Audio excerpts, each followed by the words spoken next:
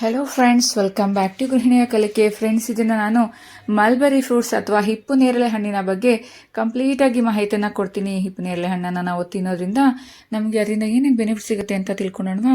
ಹಿಪ್ಪು ನೇರಳೆ ಹಣ್ಣು ಮಲ್ಬರಿ ಫ್ರೂಟ್ನಲ್ಲಿ ವಿಟಮಿನ್ ಎ, ವಿಟಮಿನ್ ಕೆ, ಪೊಟ್ಯಾಷಿಯಂಗಳಿಂದ ಸಮೃದ್ಧವಾಗಿದೆ. ಇದು ರಕ್ತಹೀನತೆ ಮತ್ತು ಉಷ್ಣತೆಯನ್ನು ನಿವಾರಣೆ ಮಾಡುತ್ತೆ.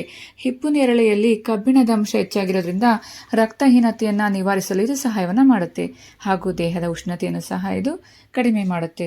ಇನ್ನು ಮಧುಮೇಹವನ್ನು ಸಹ ನಿಯಂತ್ರಣದಲ್ಲಿ ಇಟ್ಕೋಬಹುದು ನಾವು ಹಿಪ್ಪು ನೇರಳೆಯನ್ನು ತಿನ್ನೋದ್ರಿಂದ.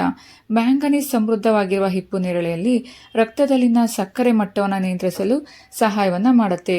ಮಧುಮೇಹ ಇರುವವರಿಗೆ ಇದು ತುಂಬಾನೇ ಒಳ್ಳೆಯದು.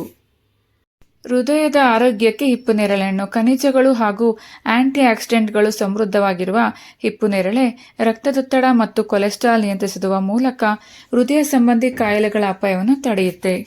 ಮೂಳೆಗಳ ಆರೋಗ್ಯಕ್ಕೆ ಇದು ತುಂಬಾನೇ ಒಳ್ಳೆಯದು. ಇದು ಕ್ಯಾಲ್ಸಿಯಂ, ಪ್ರೋಟೀನ್ ಮತ್ತು ವಿಟಮಿನ್ಗಳ ಉತ್ತಮ ಮೂಲವಾಗಿದ್ದು ಮೂಳೆಗಳು ಹಾಗೂ ಕೀಲುಗಳ ನೋವನ್ನು ಕಡಿಮೆ ಮಾಡಲು ಹಾಗೂ ಮೂಳೆಗಳನ್ನು ಬಲಪಡಿಸಲು ಸಹಾಯವನ್ನು ಮಾಡುತ್ತೆ.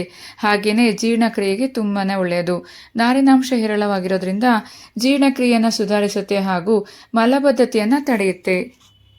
ಕಣ್ಣಿನ ಆರೋಗ್ಯಕ್ಕೂ ಸಹ ಇದು ತುಂಬಾನೇ ಒಳ್ಳೆಯದು ಹಾಗೂ ರಕ್ತವನ್ನು ಶುದ್ಧೀಕರಿಸುತ್ತೆ. ಹಿಪ್ಪು ನೇರಳೆ ಸೇವನೆಯು ರಕ್ತವನ್ನು ಶುದ್ಧೀಕರಿಸಲು ಸಹಾಯವನ್ನು ಮಾಡುತ್ತೆ. ರೋಗ ನಿರೋಧಕ ಶಕ್ತಿಯನ್ನು ಸಹ ಹೆಚ್ಚಿಸುತ್ತೆ.